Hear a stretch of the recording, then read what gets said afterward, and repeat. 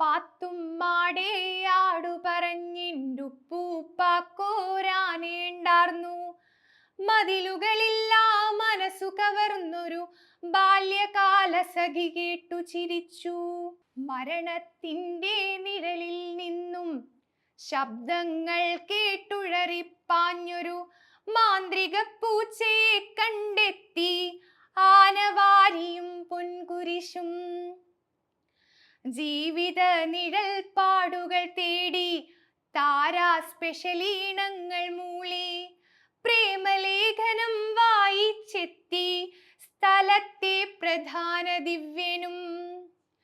പ്രേം പാറ്റയായി കഥയുടെ നഭസിൽ പാറി നടപ്പൂ ബേപ്പൂർ സുൽത്താൻ. ഒന്നും ഒന്നും കൂട്ടിയിട്ടിമ്മിണി വലിയോരൊന്നിനെ വാർത്തൊരു സുൽത്താൻ.